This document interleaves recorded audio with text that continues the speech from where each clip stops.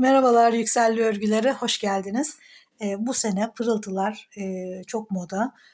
Bu videoda da gene pırıltılarla devam edelim dedim ve bu sefer pullar kullandım. Yani bu modeli internette hep gözüme çarpıyordu, görüyordum.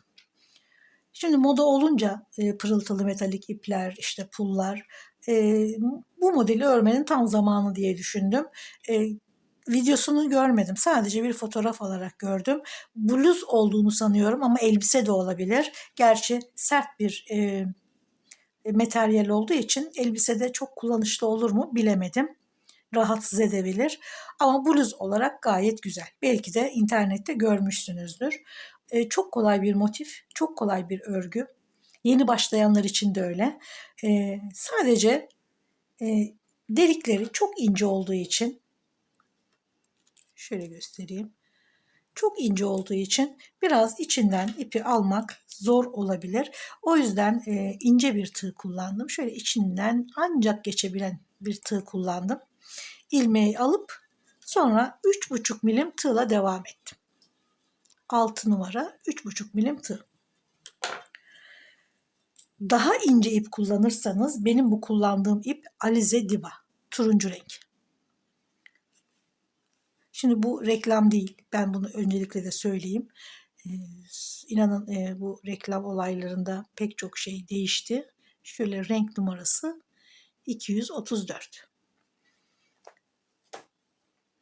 Elimde şöyle ipler var benim. Hani başka projelerden kalan çok ip var ama ve de çok ince. Yani şu ince tığla hiç tığ değiştirmeden örebilirim.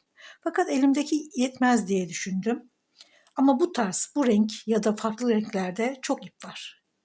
Duruşu da çok bir süet gibi, hafif de parlak. Böyle ipleri bulursanız bu tarz örgülerde çok güzel oluyor.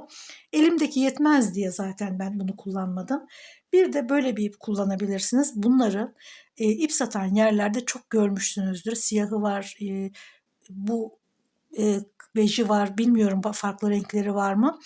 Tül perde yapıyorlar bunlarla, elbise örüyorlar. Ben bundan bir bluz örmüştüm, çok güzel olmuştu ve çok ince ve çok yumuşak bir ip.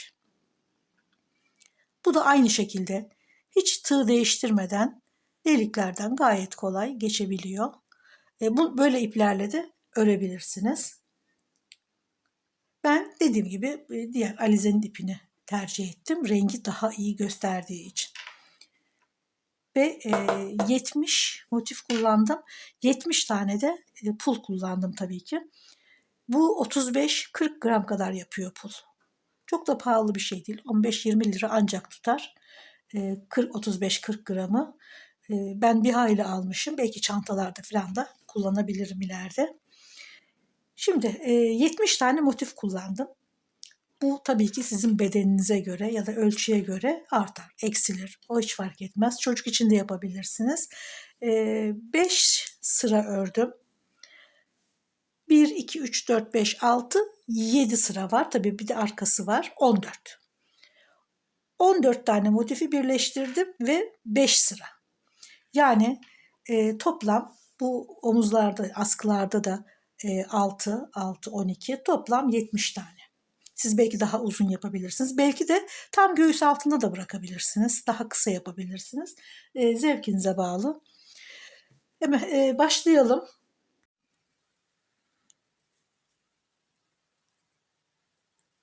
Şöyle ilmeği sıkılaştıralım. Şurada da mesafe bırakalım.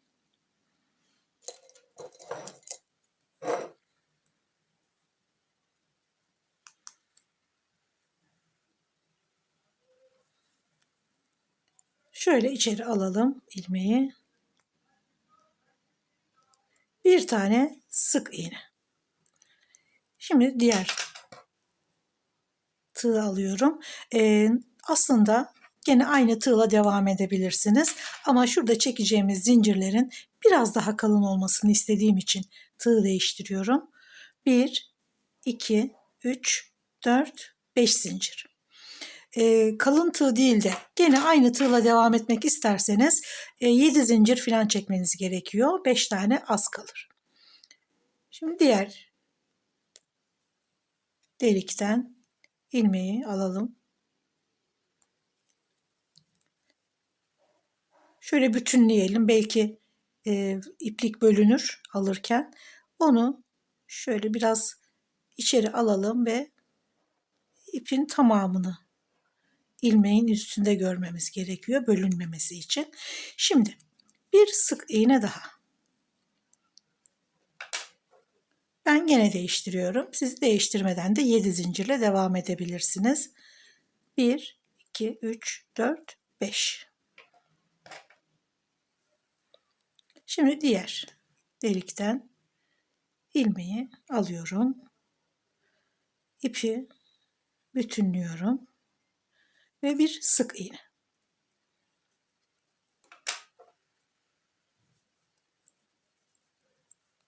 Beş zincir. Şimdi diğer tarafa geliyorum. Yani son deliğe.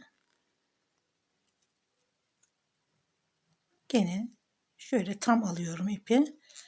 Bir sık iğne. Şimdi 5 zincir çekerek geldik. Burada ipin şurada, bunların her biri köşe. Şurada da göstereyim. Bakın şuraları ördük. Bunlar 5 zincir, 5 zincir, 5 zincir. Fakat ipin şöyle ortada kalması gerekiyor ki motiflerin ek yerleri hiç gözükmesin. Buna dikkat edersek motiflerimiz daha güzel olur. Şimdi ipin şurada ortada kalması gerekiyor. O yüzden 2 zincir çekiyorum. Üzerini doluyorum. İlk ördüğüm şuradaki sık iğnenin içine batarak bir tane yarım trabzan örüyorum. Yani bütün ipi birden topluyorum. Şimdi artık motife başlıyoruz. Burada 3 tane üçlü motif, bir tane dörtlü motif var. Arada da 3 tane zincir var. 3 tane üçlü motif, bir tane dörtlü motif. Yani 3 kere de çıktığımız trabzanlar, 4 kere de çıktığımız trabzan. Arada 3 zincir, tekrar 4 kere de çıktığımız trabzan ve 3 kere de çıktığımız 3 tane trabzan. Şimdi örerek görelim. Ortadan başladığımız için köşeye önce ortadaki 2 uzun trabzandan birini örüyoruz. 1, 2, 3, 4, 5. Şimdi 5 tane zinciri ördüm. Bu ilk uzun trabzan. 2 kere doluyorum. 3 tane üçlü trabzan örüyorum. İpleri 2 2 alıyoruz. 1, 2, 3. Tekrar 2 kere doluyorum. Gene aynı boşluğun içine. 1, 2 ve 3. Bir tane daha. 1, 2, 3. Şimdi köşenin yarısını ördük. Şöyle yarısını ördük. 4 tane trabzan. Biri dörtlü, 3 tanesi de üçlü. Şimdi araya bir zincir çekiyoruz. Şurada tam köşeyi örüyoruz. Araya bir zincir. Şimdi diğer köşeyi öreceğiz. 2 kere doluyorum. 3 tane üçlü trabzan. 1, 2, 3. 1, 2 ve 3.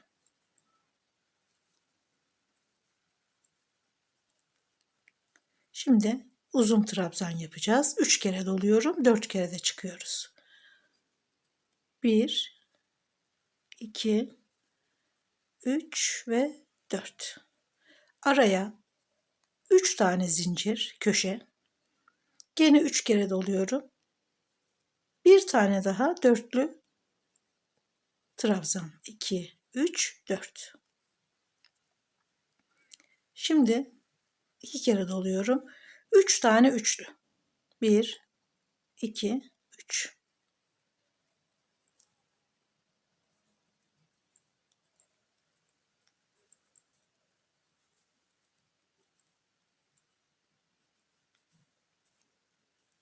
Şimdi bakın gözüküyor. 4 tane trabzan, ortadaki 2 tane dörtlü, arada 3 zincir, diğer 3 tanesi de üçlü trabzan. Yani iki kere doluyoruz, 3 kere de çıkıyoruz. Uzunlara 3 kere doluyoruz, 4 kere de çıkıyoruz. Şimdi araya gene burada yaptığımız gibi bir zincir. Diğer köşeye geçiyoruz. Gene 2 kere doluyoruz, 3 kere de çıkıyoruz, 3 tane.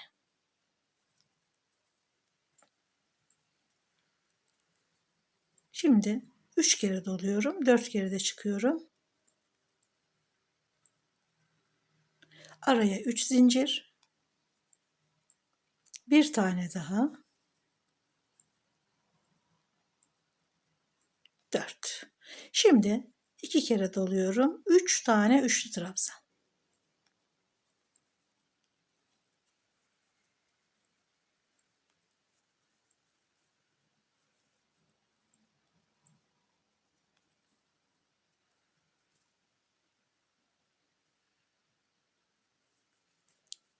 Araya bir zincir, köşelerin arasında.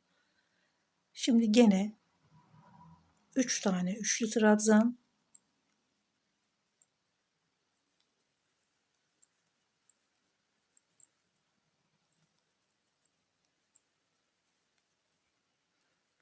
Şimdi 3 kere doluyorum. 4 kere de çıkıyorum. 1, 2, 3 ve 4. Araya, yani köşeye 3 zincir. 3 kere doluyorum. Bir tane daha dörtlü trabzan.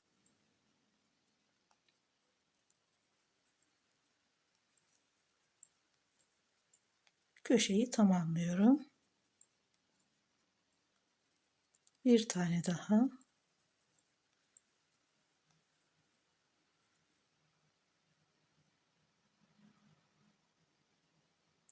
Şimdi yarım köşeyle başlamıştık. Onu bitirelim. Bir zincir.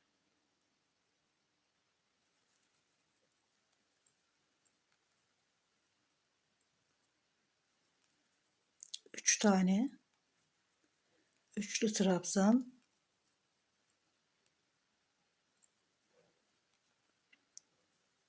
Burada 3 tane üçlü trabzan, bir tane uzun trabzan. Zaten uzun trabzanla başlamıştık.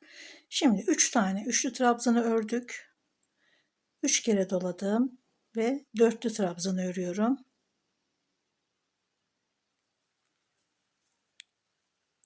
Köşeye 3 zinciri çekip şuradaki 5 zincirin 5.'sine trabzanlara geçmeden şu en son zincire ilmek kaydırarak sırayı bağlıyoruz. Motifin tamamı bu kadar. Gayet basit bir sıra. Önce yuvalarını yapıyoruz zincir çekerek. İsterseniz kalın tığa geçebilirsiniz. İsterseniz ince tığla devam edebilirsiniz. Kalın tığla örerseniz 5 zincir, ince tığla devam ederseniz 7 zincir çekip devam edeceksiniz. Zaten tamamı bu kadar. Şimdi burada ince tığla artık işimiz kalmadı. Bir tek 70. motif var burada. Onu yerine ekleyeceğiz. Şimdi bunu gördük. Motif nasıl başlıyor? Nasıl tamamlanıyor? Bunu söküyorum. Yarım örmüştük. Yarım köşe. Şuradaki köşeye kadar söküyorum. Şimdi ekleme yapacağız. Köşede 3 zincirimiz vardı. 2 tane zincir çekiyorum.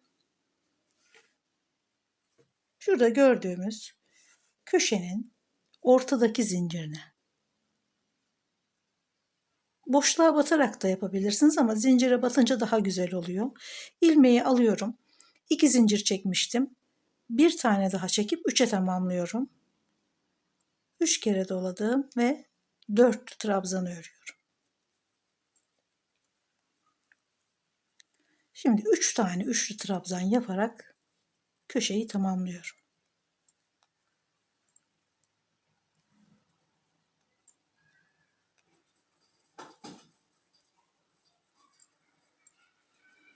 Şimdi köşe tamamlandı.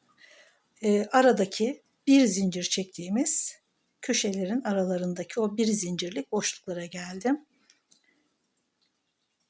Buradaki bir zinciri nasıl alıyoruz? Şöyle göstereyim. Boşluğa da batabiliriz. Ama ilmeğin şöyle ortasından da batabiliriz. Fakat güzel durmuyor o şekilde. Denedim, hoş durmuyordu. O yüzden şurada gördüğümüz örgüyü, şu saç örgüsü gibi gözüken örgünün üstündeki 2 tane ipi alarak eklersek örgü daha güzel duruyor.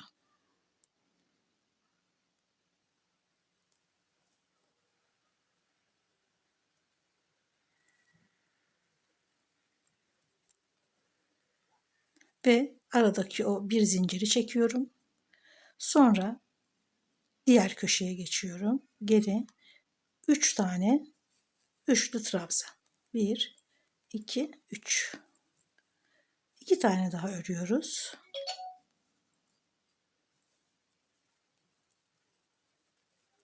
3 taneyi ördük. Şimdi uzun trabzan.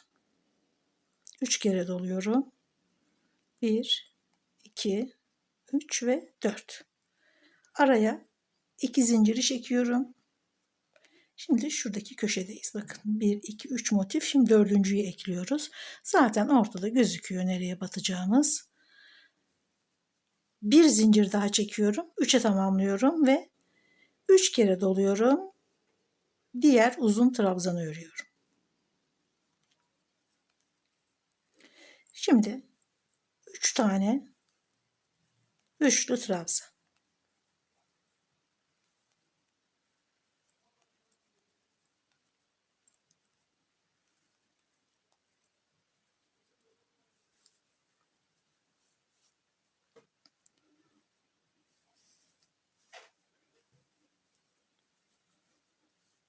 Köşeyi ekledik. Ortadan ekledik. Köşeyi ekledik. Şimdi gene ortadaki şu köşelerin arasındaki boşluktayız. Gene şöyle ördüğümüz zincirin üstündeki 2 tane ipi alıyorum. Şimdi bir tane zincir çekiyorum. 2 kere dolayıp diğer köşeye geçiyorum.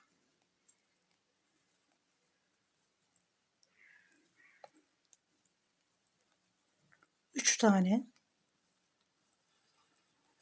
üçlü trabzan. Şimdi uzun trabzanı örüyoruz.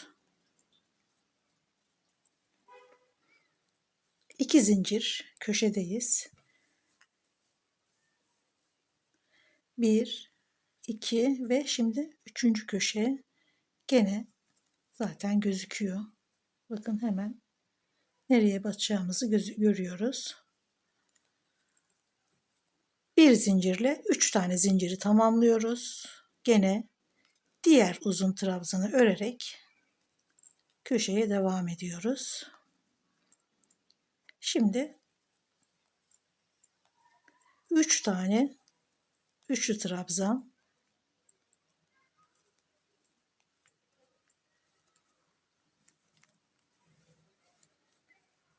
birinci kenar, ikinci kenar. Şimdi bu kenarı ekleyerek devam ediyoruz.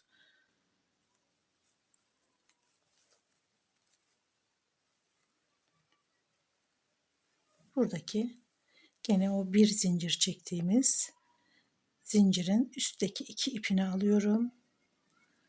Bir zincir çekiyorum. Yarım ördüğümüz başlangıçtaki köşedeyiz.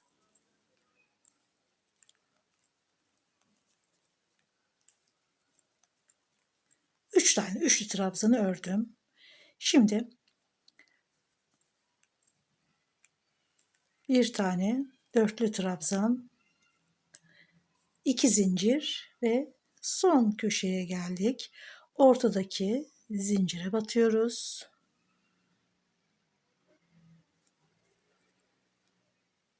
İlmeği içeri aldıktan sonra bir zincir 3'e tamamlıyoruz. Şimdi artık burada örecek başka trabzan yok, zincir de yok. 3'e tamamladık köşeyi. 1, 2, 3, 4, 5. zincire. Şuradaki 5. zincire yani trabzana geçmiyoruz. Zincir, son zincire batarak ilmek kaydırıyoruz ve sıkılaştırıyoruz. Ekleme de bu şekilde basit bir motif. Bütün gösterişi pullarda tabii ki çok fark katıyor. Bunu buradan hemen keselim. Burada ipleri örgünün içinde şöyle kendi iplerin arasından geçirerek temiz bir görüntü sağlıyoruz.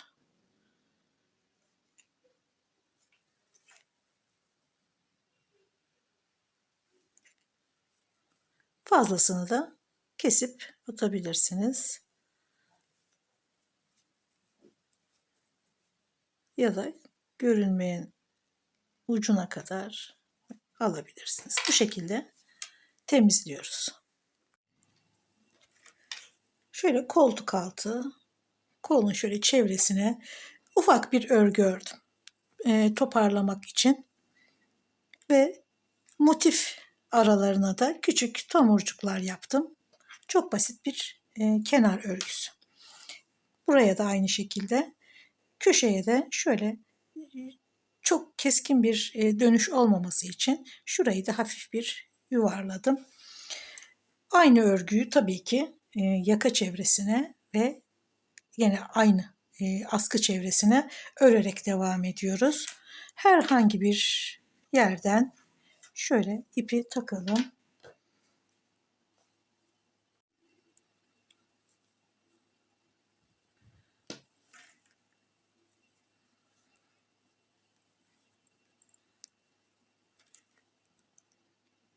Şöyle motifin ortasından başlayalım.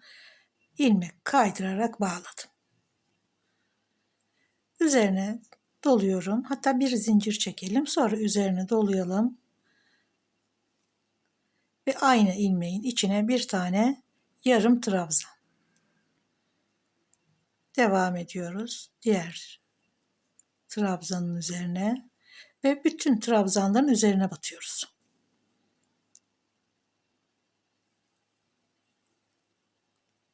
Bir kere doluyoruz ve hepsini birden çıkarıyoruz. Bu yarım trabzan oluyor. Şurada bir tomurcuk yapacağız. Devam ediyorum. Şimdi bu 3 zincir çektiğim boşluktayım. Şimdi şuradaki ekleme yerine geldim. Gene ya da boşluğa da batabiliriz. O da olur. Bunun üzerine 3 zincir ve şöyle bir tomurcuk ilmek kaydırarak trabzanların birleştiği yerlere. Gene devam ediyorum. Köşeye yani 3 zincir çekmiştik. Sonra ilk trabzana aynen trabzanların üzerine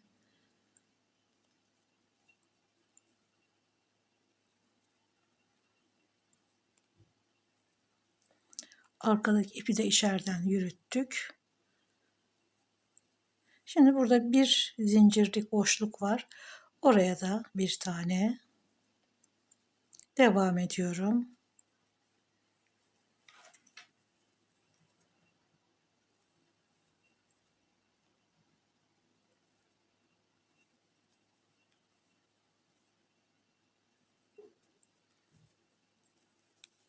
Şimdi köşeye geldik. Birleşme yerine yine boşluğa batalım. 3 zincir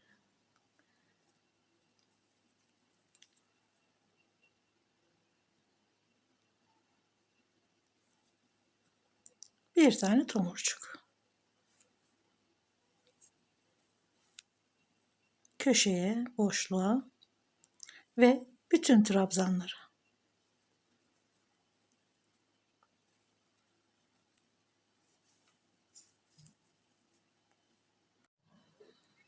Şimdi tam bu yaka köşesindeyiz. Trabzanlara batarak geldim. Şimdi burada bir boşluk, yani köşe var. Burada da bir köşe var. Şöyle. Tam şu ortaya. Köşelerin birleştiği noktaya batıyoruz. Buradaki boşluklara batmıyoruz. Sadece şuradaki ortadaki ilmeğe batacağız. İki kere dolayalım. Ortaya batıyoruz. 1, 2, 3. Gene aynı noktaya 1, 2, 3. Buraya bir tomurcuk yapalım. 3 zincir. Gene şöyle 2 tane ipi alalım ve ilmek kaydıralım. Gene aynı boşluğa üçlü trabzanı örelim. Burada boşluğa batmamıştık. Burada da boşluğa batmıyoruz. Hemen ilk trabzana batarak devam ediyoruz. Bütün trabzanların üzerine ve boşluğa, o bir zincirlik boşluğa ve diğer köşeye kadar devam ediyoruz.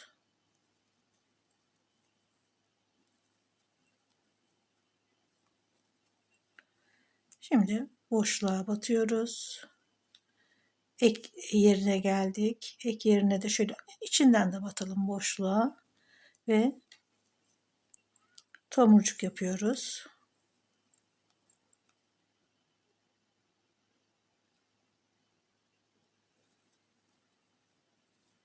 Gene boşluğa ve trabzanlara batarak devam ediyoruz.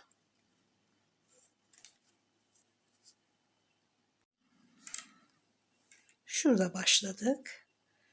Şuradan köşeyi 3 tane trabzanla döndük. Şimdi buradaki yaka köşesine dönelim. Aynı şekilde bütün köşeleri bu şekilde örüyoruz ama tabii siz istediğiniz şekilde yapabilirsiniz. Gene son trabzanın üzerine de bir yarım trabzan ördüm. Hiç köşeyi örmüyoruz. Şuraları, yani şu boşluklara hiç batmıyoruz. Direkt şu ortadaki şuraya 2 kere doladım. 1, 2, 3. Gene aynı boşluğa. Şimdi bunun üzerine bir tomurcuk yapıyoruz. Bir tane daha örelim. 3 tane üçlü trabzan. Ortasına bir tane tomurcuk. Şimdi aynen devam ediyoruz. Şu boşluğu atlıyoruz. Trabzanın üzerine.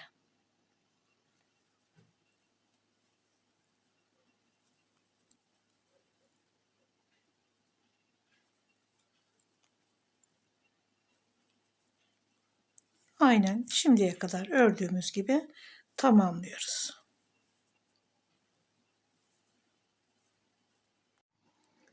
Yaka çevresi, kol çevresi ve de alt kenara da aynı örgüyü ördükten sonra bluzu tamamladım. Şimdiye kadar 100 gramlık yumaklardan bir tane ve ikinci yumaktan da 20 gram kadar kullandım. Tabii bu beden büyüdükçe daha fazla kullanabilirsiniz. Ya da eksik örerseniz 4 sıra yaparsanız aynı ölçülerde bir tane yumaktan artıyor bile.